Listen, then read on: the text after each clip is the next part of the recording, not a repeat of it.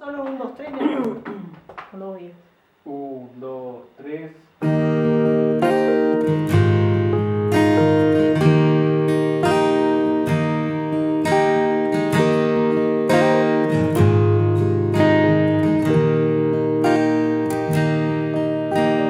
Una mujer muy humilde, rendida en su amor al Señor, hace verter un fino alabastro sin estimar su valor, y al derramar la fragancia, el perfume se liberó como un preso ya sin cadenas, como el alma que del mal se libró. Fui quebrantado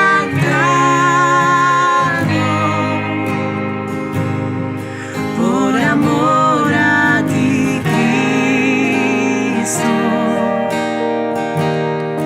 mi precioso tesoro,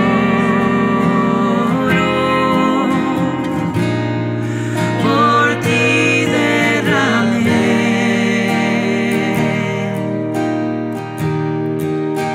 Fui quebrantado y ofrecido a tus pies,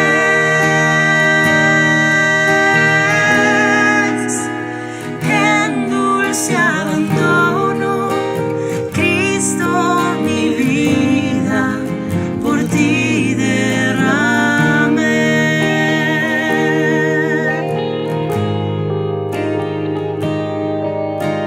Tú, el tesoro del cielo, el único Hijo de Dios, fuiste enviado por el Padre y solo su amor te guió. Tú tan perfecto y santo, vicario te diste por mí, por mi perdón tú has pagado, fuiste inmolado por mí, tú quebrantado,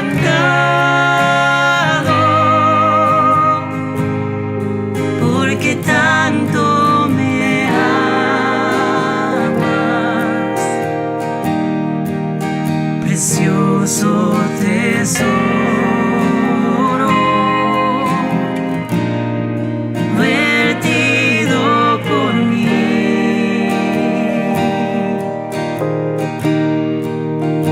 Tú quebrantado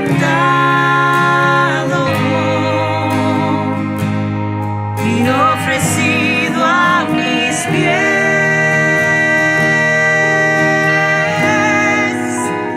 en dulce abandono, Cristo, tu vida derramaste por mí.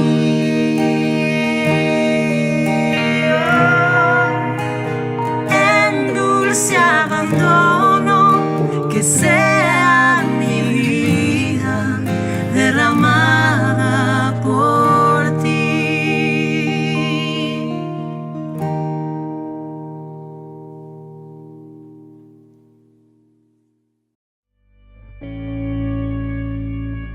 Hola hermanos, bendigo a Dios, la forma en que Él nos presenta y nos revela la Iglesia en su diseño divino, expresándola a través de su Hijo en nosotros.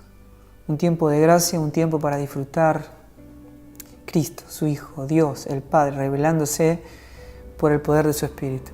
En este tiempo tan especial como en el que estuvimos viviendo, surgieron un montón de conflictos, de preguntas, como por ejemplo, si soy nacido de nuevo, si tengo una nueva naturaleza en Cristo, donde todas las cosas son hechas nuevas.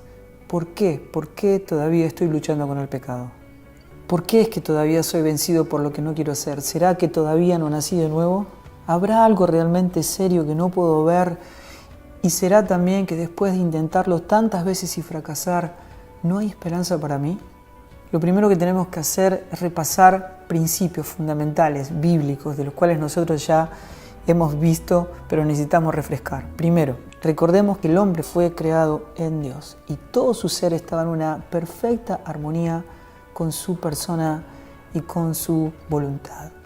Dios nos hizo a su imagen y semejanza, cuerpo, alma y espíritu, y los tres participaban de una manera perfecta de la santidad de Dios. El espíritu es lo que nos relaciona con Dios, lo que nos permite tener una comunión perfecta en Él. El alma es el asiento de nuestra personalidad, la voluntad, la mente, las emociones, y el cuerpo es nuestra caparazón exterior. En el diseño original, el espíritu controlaba el cuerpo y el alma. Las exigencias del cuerpo y las emociones del alma estaban en un perfecto gobierno del espíritu, cuyo único propósito era adorar, glorificar a Dios. 1 Corintios 15:45 dice así: así también está escrito, fue hecho el primer hombre, Adán, alma viviente, y el postrer Adán, Cristo, espíritu vivificante.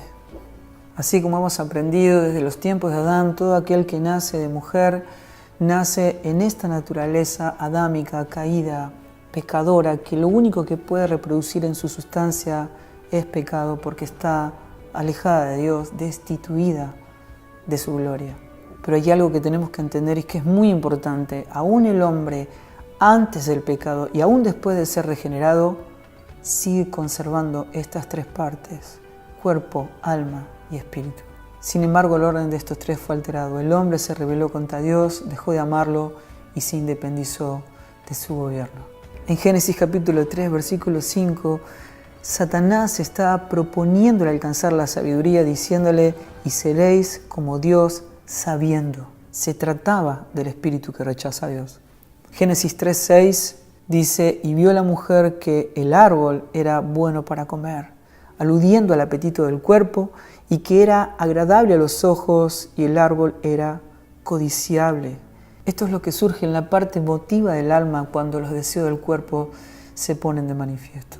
Y aparece el hombre que en el espíritu rechaza a Dios y que intenta satisfacer los apetitos del cuerpo y del alma. Esto es lo que finalmente ocurre. El espíritu rechaza y se desconecta de Dios y se convierte en lo que es Adán, alma viviente, un hombre que se desarrolla en el alma de tal manera que ahora puede decidir por sí mismo, en lo que le gusta, en lo que le parece, en lo que siente que es justo, en lo que le parece razonable, y el cuerpo desarrolla innumerables deseos y apetitos con los cuales seduce el alma. En el diseño original era el espíritu quien dirigía al hombre en una perfecta armonía con Dios, pero ahora es el cuerpo que dirige al hombre seduciendo el alma a fin de satisfacer todos sus deseos carnales. A partir de ese momento el hombre llegó a ser carne. Génesis capítulo 6, versículo 3 dice: y dijo Jehová, no contenderá mi espíritu con el hombre para siempre, porque ciertamente él es carne. La carne constituye ahora la naturaleza propia del hombre después del pecado, y la naturaleza es el principio vital que gobierna, que expresa todo su ser. Y hay algo que la palabra expresa con claridad: es imposible mejorar la carne. El Señor Jesús dijo en Juan 3:6: lo que es nacido de la carne, carne es, y lo que es nacido del espíritu, espíritu es. Lo que hay que notar es que es muy importante el vocablo es. No importa cuánto uno intente mejorar, ser bueno, servir, atender, dar los bienes a los pobres, lo que es nacido de la carne, carne es. Siempre va a ser carne. Uno de los aspectos importantes que nos revela la palabra es que la carne anhela trabajar para Dios, porque busca en ella una satisfacción personal, un alivio a su culpa y remordimiento por no poder abandonar el pecado, por no dar fruto, por no poder expresar esa naturaleza que se concede en aquellos que han nacido de nuevo en la persona de Cristo. Claro, esta es una manera de llenar el vaso está lleno y uno siente que está satisfecho. Pero lo que está puesto adentro, si fue construido con un esfuerzo personal, con una voluntad propia, natural del hombre, cuando esa obra no la hace Dios, no es por su buena voluntad quien produce el querer como el hacer, va a venir el fuego. Y cuando viene el fuego, todo lo que es madera, heno, hojarasca, se quema y no queda nada de sustancia. Uno observa el vaso y en el vaso no hay nada, todo se quemó. Pero cuando la obra la hace Dios, ahí hay oro, ahí hay plata, hay piedras preciosas. Y cuando pasa el fuego, uno mira y quedó la sustancia purificada. Y todo lo que fue construido en la naturaleza humana, lo que fue construido en el orgullo humano, en la búsqueda de la satisfacción personal, todo es quemado para que solamente quede lo que es Cristo, su obra, su expresión.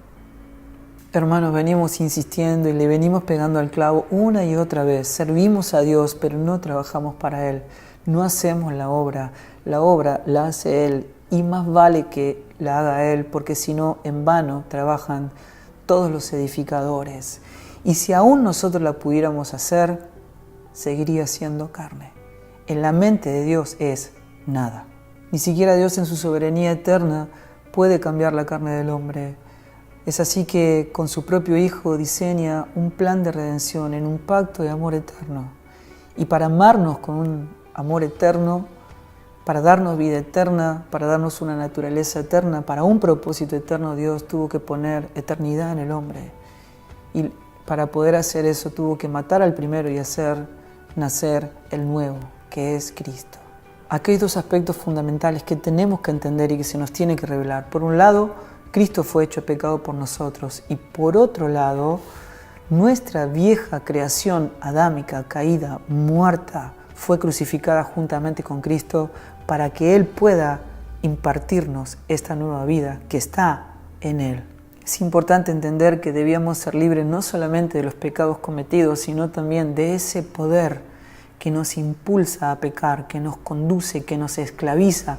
Necesitamos ser verdaderamente libres. Jesús dijo en Juan 8:36, así que si el Hijo os libertare, seréis verdaderamente libres. Nos dio una nueva vida que tiene en sí misma una nueva naturaleza. Segunda Pedro 1:4 dice, por medio de las cuales Él nos ha concedido preciosas y grandísimas promesas, para que por ellas llegaseis a ser participantes de la naturaleza divina, habiendo escapado de la corrupción que hay en el mundo a causa de la concupiscencia, que es los deseos de la carne. Se los vuelvo a leer para que lo entiendan mejor. Habiendo escapado de la corrupción que hay en el mundo a causa de los deseos de la carne. La corrupción es debido a los deseos de la carne. La nueva naturaleza en Cristo, esta naturaleza divina, es completamente nueva, es opuesta a la anterior y difiere por completo. Es una vida que es concedida a través del nuevo nacimiento, es una vida que viene de arriba, es un obrar del Espíritu Santo de Dios que nos devuelve la posición en la cual nosotros nunca debimos haber salido, nos devuelve la vida de Dios. Juan 3:8 dice, el viento sopla donde quiere y oye su sonido, mas ni sabes de dónde viene ni a dónde va. Así es todo aquel que es nacido del Espíritu. Estas dos naturalezas que describe la palabra de Dios son incompatibles y son opuestas entre sí. Y se manifiesta siempre la naturaleza que domina. Frente a la crisis siempre se deja ver la naturaleza que uno más alimenta. Gálatas 5:17 dice, porque el deseo de la carne es contra el espíritu, y el del espíritu es contra la carne, y estos se oponen entre sí, para que no hagáis lo que quisierais. Y acá llegamos a un punto importantísimo de poder comprenderlo. Estas dos naturalezas existen en nosotros de manera simultánea. Son completamente diferentes y opuestas entre sí y coexisten en el Hijo de Dios.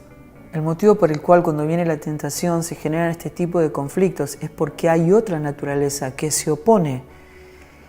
Este sentimiento de oposición y de conflicto que se genera es lo que está demostrando que verdaderamente fuimos regenerados. Así como cuando Jesús estuvo entre nosotros de manera física, caminando entre nosotros, todas las fuerzas terrenales y espirituales se confabulaban para matarlo, de la misma manera los deseos carnales operan para echar, para sacar de nosotros ese Cristo que habita en nosotros. Una de las evidencias claras del Hijo de Dios, el que es nacido de nuevo, regenerado, es que cambia completamente su relación con el pecado. Ahora aborrece el pecado porque Dios aborrece el pecado. Ese pecado que antes abrazaba, ahora lo rechaza, lo aborrece. Y esta nueva evidencia de aborrecer el pecado, más el conocimiento de la palabra, de saber que el nuevo hombre no puede pecar, ocurre que cuando esto pasa, entonces un nuevo sentimiento de culpa aparece en nuestro corazón y nos sentimos avergonzados, culpables y bajo condenación, hasta que otra vez volvemos a comprender que es precisamente por todo eso que Cristo murió, y otra vez volvemos a recuperar el gozo, hasta que otra vez volvemos a caer, y así empiezan todos los altibajos de los hijos de Dios, y sobre todo en los recién nacidos de nuevo. Y cuando Pablo habla de esto, no solamente se refiere a los recién nacidos de nuevo, que son bebés espirituales inmaduros, sino que también se refiere a todos aquellos que por más que hace años que estén en el Evangelio, han envejecido, pero no han madurado. Siguen y permanecen siendo bebés espirituales inmaduros. Es así como a veces se encuentran en la montaña, gozándose, y de repente se encuentran en el subsuelo, en la tristeza. Santiago los llama hombres de doble ánimo.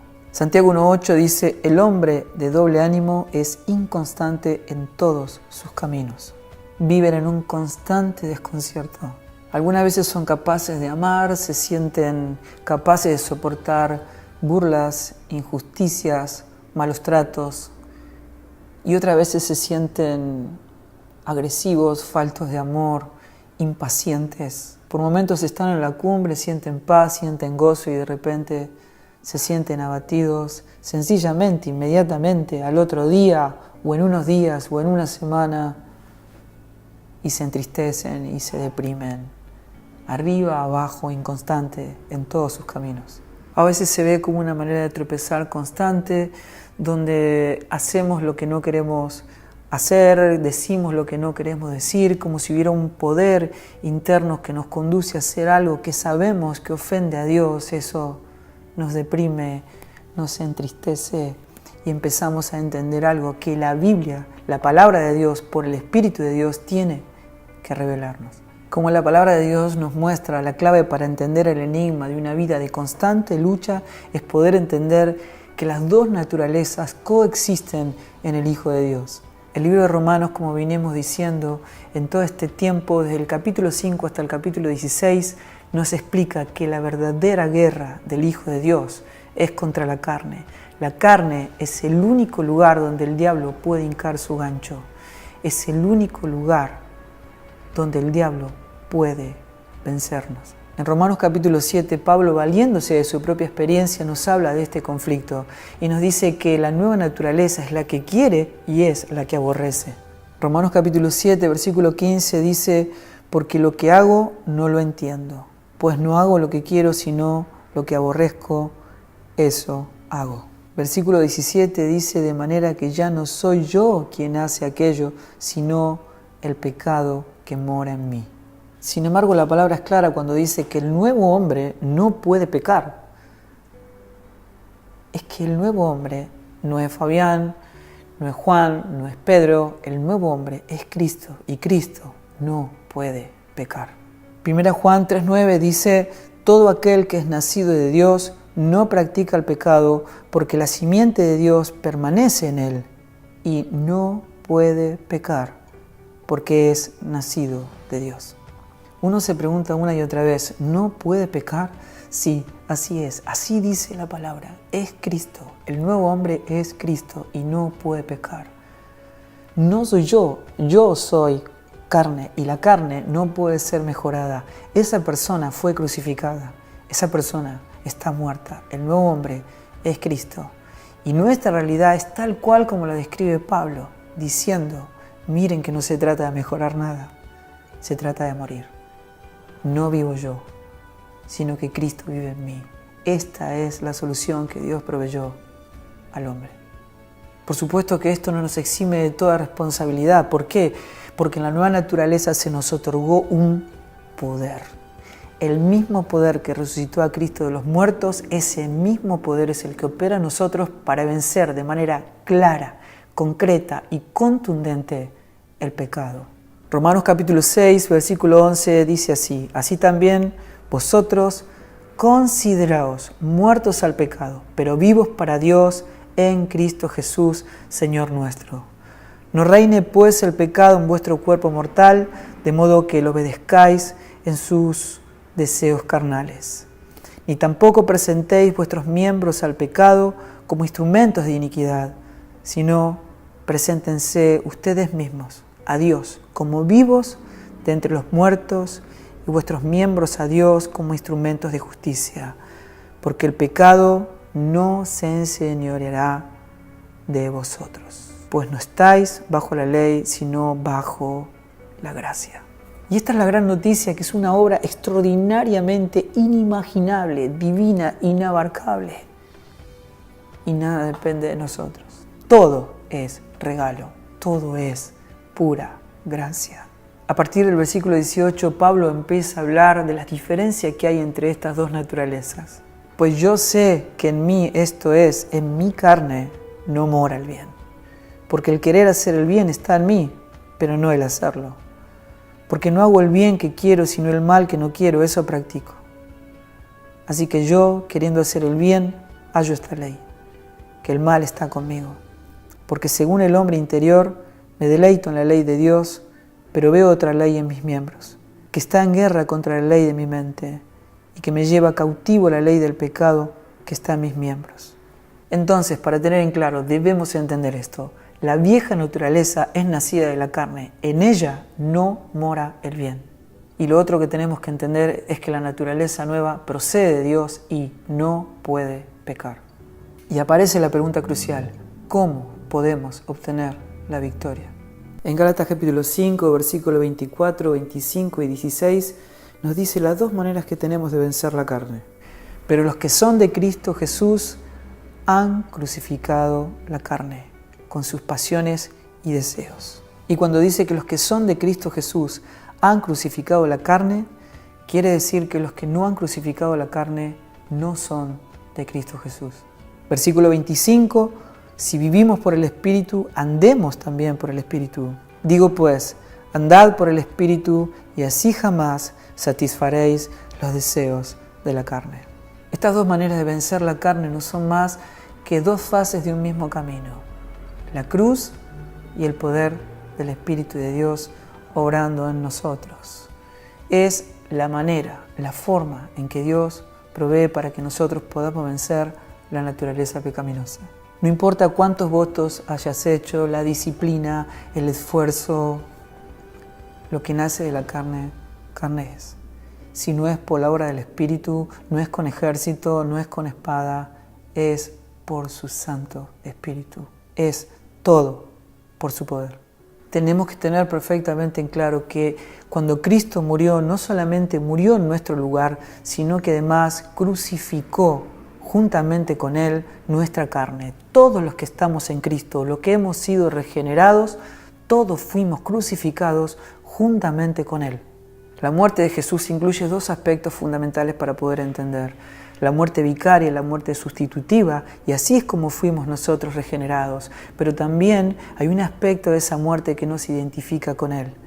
Morimos juntamente con Él, fuimos crucificados juntamente con Él. Es ahí como pudo impartirnos su vida. Es así como podemos experimentar de manera completamente efectiva la muerte de nuestra carne. Es por Cristo. Es por su obra, es por su poder. Nuestra carne fue crucificada juntamente con Él. Estos dos aspectos son completamente efectivos en la muerte de Cristo. Pero ¿cómo conseguimos experimentar esta crucifixión? Bueno, la palabra de Dios dice, es por medio de la fe. Romanos 8, versículos 13 y 14 dice, porque si vivís conforme a la carne, moriréis. Mas si por el Espíritu hacéis morir las obras de la carne viviréis, porque todos los que son guiados por el Espíritu de Dios, estos son hijos de Dios. Haced morir las obras de la carne por el Espíritu. Es una obra de mortificación, conducir a la muerte, creyendo, considerándonos por fe, sabiendo que ya fuimos crucificados juntamente con Cristo. Esta es la revelación de nuestro estado, para que por la fe lo creamos y actuemos conforme a lo que decimos creer. Hebreos 11:24 dice: por la fe, Moisés abandonó los placeres temporales del pecado, porque tenía la mirada puesta en la recompensa, en Cristo, en Dios mismo. La fe aborrece el pecado, la fe no se contenta con los placeres temporales. La fe tiene un hambre voraz por el tesoro, por Cristo, por el gozo, por la palabra de vida. Romanos capítulo 6, versículo 11 dice: así también vosotros considérense muertos al pecado. Para considerar nuestra carne muerta debemos ejercitar nuestra voluntad y nuestra fe para creer que Dios es quien dice ser y para creer en su obra redentora, completa, perfecta, a nuestro favor. Fuimos crucificados juntamente con Él. Creo que la palabra de Dios es verdadera. Creo y actúo conforme a lo que Dios dice, que Él es verdadero y que en realidad la verdad divina es que yo estoy muerto, estoy crucificado juntamente con Cristo. Es así como podemos experimentar la genuina experiencia de morir al pecado, ver cómo la cruz nos da libertad y ver cómo el pecado pierde su poder. Romanos capítulo 6, versículo 6 dice: sabiendo esto, que nuestro viejo hombre fue crucificado juntamente con él, para que el cuerpo del pecado sea destruido, a fin de que no sirvamos más al pecado. Como la carne todavía está presente, debemos andar en el Espíritu siempre, para así jamás satisfacer los deseos de la carne. Podemos decir entonces que la cruz es el instrumento por el cual podemos crucificar la carne y que el Espíritu Santo es el poder que el Señor nos otorga para poder vencer la tentación. Ahora podemos saber y comprender las dos naturalezas y también podemos saber cómo vencer la carne, ejercitando la fe para considerarnos muertos al pecado y tomar la cruz cada día para sacrificar nuestra carne. Hermanos, es la forma de experimentar la victoria. Es así como lo revela su palabra por su Espíritu. Nos revela acerca de cómo podemos experimentar no solamente la victoria sobre el pecado y sobre la carne, sino esa plenitud, esa gloria, esa gracia, ese poder, esa satisfacción eterna, ese andar en el Espíritu. Es por su poder, es por la fe, es por esa cruz, es por esa obra redentora a nuestro favor, consumada por Cristo en la cruz del Calvario. Es como le abrazamos, es como le creemos, es como nos consideramos muertos, es como abrazamos esa cruz cada día para que la vida de Cristo sea manifestada en nosotros. Andar en el Espíritu es confiar segura, placentera, completa y calmadamente en el Espíritu de Dios para así experimentar la evidencia, el fruto, su vida en nosotros. Primera Tesalonicenses 5:22 dice: absteneos de toda especie de mal y el mismo Dios de paz os santifique por completo. Y las tres partes, todo vuestro ser, espíritu, alma y cuerpo, sea guardado irreprensible para la venida de nuestro Señor Jesucristo. Fiel es el que os llama, el cual también lo hará. Hermanos, esto es una noticia increíble. Nuestra santificación no depende de nuestro esfuerzo, sino de la fidelidad de Dios para cada uno de sus hijos, los nacidos de nuevo, los regenerados, para todos los que están en Él. Esa es nuestra victoria, ese es nuestro gozo. Somos más que vencedores en aquel que nos amó en Cristo. El objetivo de este encuentro es poder seguir hablando. Es la segunda parte del enigma de nuestra lucha, de todas aquellas herramientas que nos fueron concedidos en Cristo por el poder de su Espíritu para vivir una vida victoriosa sobre el pecado y sobre la muerte. En Éxodo capítulo 20, versículo 20 dice: y Moisés respondió al pueblo: no temáis, porque para probaros vino Dios y para que su temor esté delante de vosotros, para que no pequéis. Moisés advirtió que hay un tipo de temor que nos esclaviza y que nos aparta de Dios. Pero también nos dice que hay un segundo temor, otro temor, que es divino y que nos acerca poderosamente a Dios. Cuando uno mira la Escritura se da cuenta que el primer temor, el temor de aquellos que no han nacido de nuevo, es el temor al juicio, es el temor a la condenación, es el temor a la muerte, el temor a la separación de Dios eterna. Lucas 12:5 dice: pero os enseñaré a quién debéis temer. Temed a aquel que después de haber quitado la vida, tiene poder para echar en el infierno. Sí os digo, a este temed.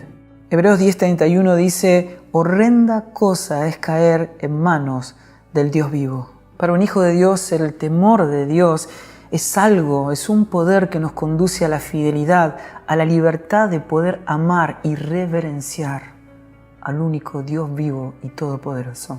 Hebreos 12:28 es una buena descripción de esto. Así que recibiendo nosotros un reino inconmovible, tengamos gratitud y mediante ella sirvamos a Dios, agradándole con temor y reverencia. Porque nuestro Dios es fuego consumidor. Temer a Dios significa tener tal reverencia que provoque o impulse en nuestra vida un impacto que cambie toda nuestra manera de vivir. Supongan que alguien pone un jarrón de cientos de millones de dólares en mis brazos. De repente empiezo a temblar. El jarrón no es aterrador, es hermoso, y nada anhelo más en este mundo que tenerlo y contemplarlo. Pero se apodera de mí un gran temor, el temor de no dañarlo, el temor de no herirlo, porque entiendo, porque comprendo de su tremendo valor, de su tremenda belleza. Así es como el Padre presenta a su Hijo como la perla de gran precio, como el tesoro de infinito valor que ahora está frente a mí.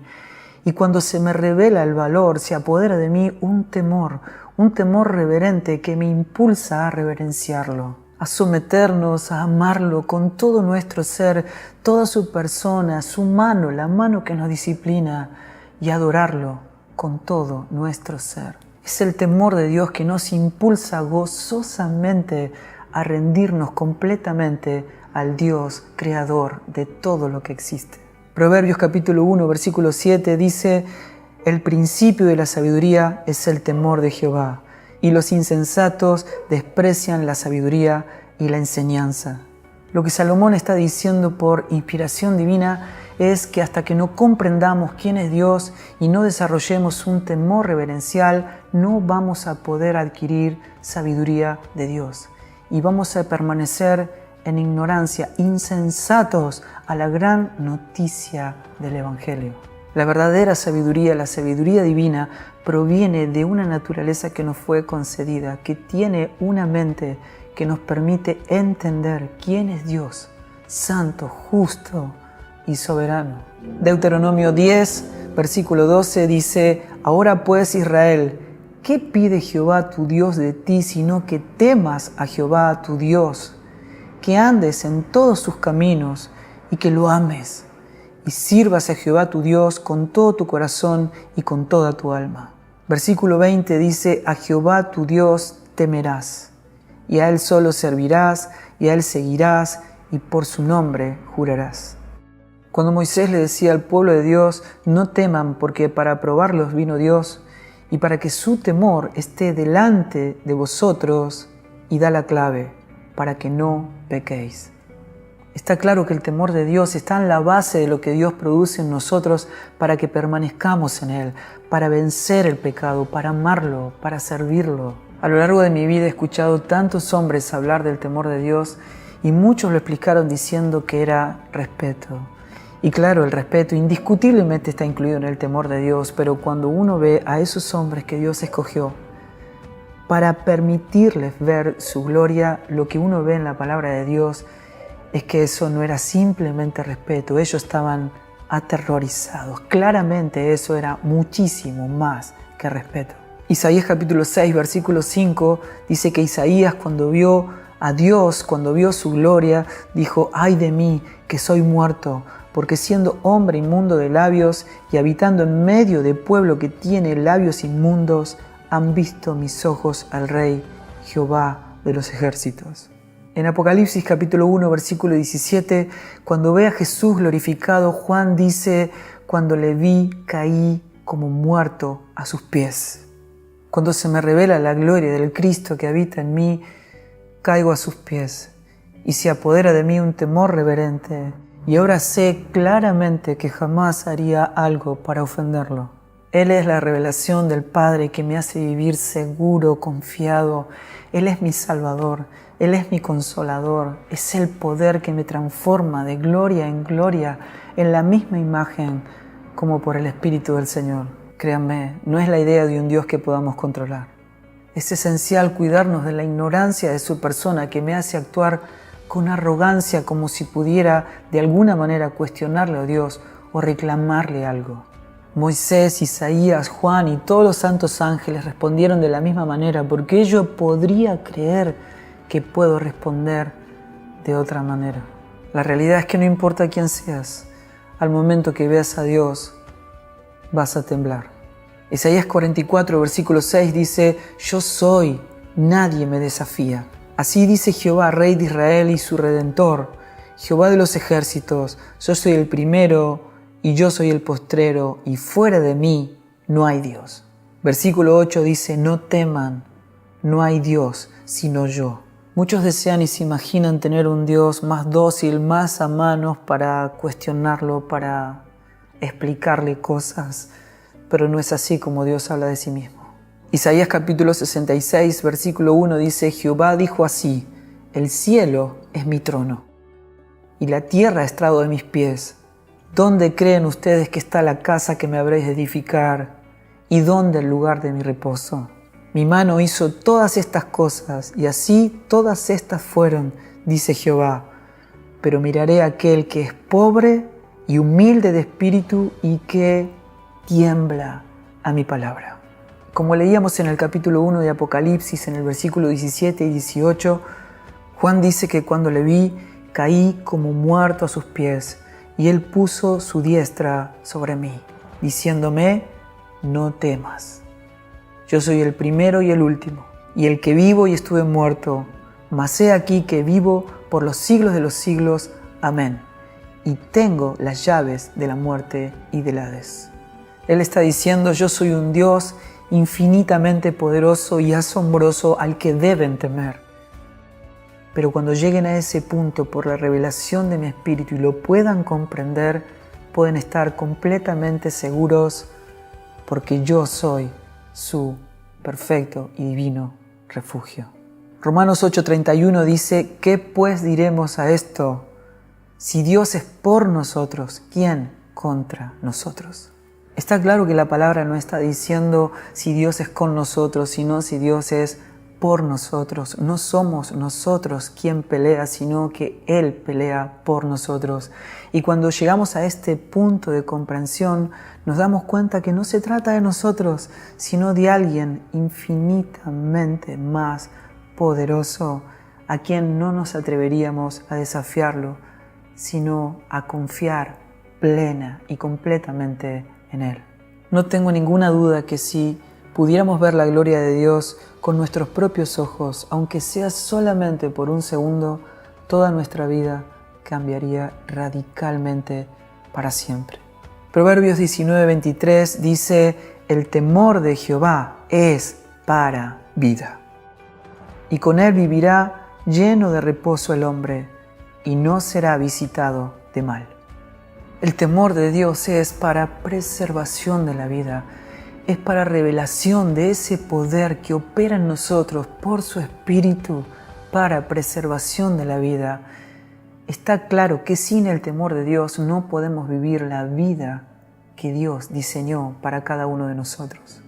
Filipenses capítulo 2, versículos 12 y 13 dice, ocupaos de vuestra salvación con temor y temblor, porque Dios es el que en vosotros produce así el querer como el hacer por su buena voluntad. Hay una relación divina entre el temor y el temblor y la persona de Dios obrando de buena voluntad en mí. Uno se pregunta ¿por qué temor y temblor? Es porque cuando se me revela la forma en que aborrece Dios el pecado y ese pecado, la ira, la contienda, el enojo, el egoísmo avanzan sobre nosotros, debemos atacarlos con temor y temblor. Está claro que este temor y temblor del cual habla Dios no es en forma de amenaza, sino que funciona en forma de don divino para preservación de la vida, para salvación. Temblar, temblar, temblar, el Dios Todopoderoso, el Creador del cielo y de la tierra, de todo lo que existe, de todo el universo, el Redentor, el Salvador, está obrando y está obrando de buena voluntad. E incluso el nuevo nacimiento es aterrador para el hombre, porque todo lo que ocurre en el nuevo nacimiento está completamente afuera del gobierno del hombre. Todo ocurre por el poder de Dios. Y temblar, temblar frente a la idea que aquello que yo creo que es mi obrar, en realidad es su obrar. Toda nuestra guerra contra el pecado en dependencia del Espíritu Santo, arraigada en el Evangelio, no es nuestro obrar, es su obrar. El apóstol Pablo le dice a los hermanos: yo trabajé más duro que ninguno de todos ustedes, sin embargo, lo que les quiero decir es que no fui yo, fue la gracia de Cristo en mí. Y si todo esto llega a tu corazón y lo podés ver y el Espíritu te lo revela, sin ninguna duda, vas a temblar. ¿Cómo podemos entender esto, una obra tan inabarcable para el hombre natural? ¿Cómo puede ser que el poder de Dios logre producir en mí que mi querer en realidad sea el querer del Dios Todopoderoso, el diseñador de todo lo que existe? Es por ese poder que empiezo a entender que el temor de Dios significa que Dios es tan poderoso en mi mente y en mi corazón, tan santo, tan impresionante, que jamás me atrevería a alejarme de Él, sino solamente correr, correr, correr, correr y rendirme completamente a sus pies. No es simplemente un concepto más del Evangelio, es ese poder que me sumerge en el cumplimiento del pacto. Es ese brazo que me conduce a Él en una profunda reverencia, temblando con un corazón quebrantado y arrepentido. Ocupaos de vuestra salvación con temor y temblor. Temblamos ante la posibilidad de alejarnos de Él porque sabemos cabalmente que fuera de Él solo hay destrucción.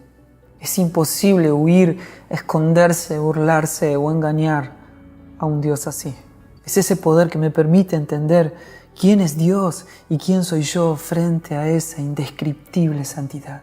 Es muchísimo más que un vago sentimiento de que algo realmente está mal en mi vida, de un estado de miseria o un estado de remordimiento. Ahora los pecados son específicos, el enemigo se hizo visible y de repente me encuentro pidiendo por misericordia, por piedad, por haber ofendido su santidad. Recuerdo hace un tiempo un joven me dijo en un campamento: Dios se me reveló esta noche de una manera tan poderosa, pude ver tan profundamente su santidad que tengo temor de hacer cualquier cosa que lo pueda ofender. Y yo le dije: estás empezando a entender el principio de la sabiduría, que es el temor de Dios. Esto va a preservar tu vida hasta el día que el Señor te venga a buscar. Es por ese poder que me puedo ver quebrantado, humillado, sabiendo que necesito desesperadamente un Salvador. Colosenses 3:5 dice: mata todo lo que es terrenal en ti. Romanos 8:13 dice: mata las obras de la carne. Y porque ahora lo puedo ver y porque se me reveló por la misericordia de Dios, es que quiero vivir y quiero vivir sabiendo que hay un poder que me fue otorgado para vencer el pecado, para vivir de manera victoriosa, de gloria en gloria. Y ahora sé por el poder de su Santo Espíritu que quiero vivir, que hay un Salvador, que hay una vida eterna y que esa vida eterna está en su Hijo y lo quiero para mí. Por eso es que estoy en guerra con el pecado, por eso es que estoy en guerra con la carne, sabiendo que hay un enemigo de nuestras almas y que no ignoramos sus maquinaciones. Y en medio de todo este conflicto escucho esta promesa. 1 Juan 1:9 dice: si confesamos nuestros pecados, Él es fiel y justo para perdonar nuestros pecados y limpiarnos de toda maldad. Y cuando esto pasa, la paz de Dios nos abraza, la divina comunión se hace real, tangible, poderosa, y todo se acomoda a su justo lugar, de la manera en que Dios lo diseñó y nos diseñó para la eternidad. Bueno, hermanos, Dios cumpla su propósito en cada uno de ustedes y complete la obra que comenzó hasta el día de Jesucristo. Les mando un súper abrazo. Como siempre, estamos esperando el día que volvamos y podamos estar todos juntos nuevamente. Que la gracia de Dios esté con todos y cada uno de ustedes. Un abrazo gigante.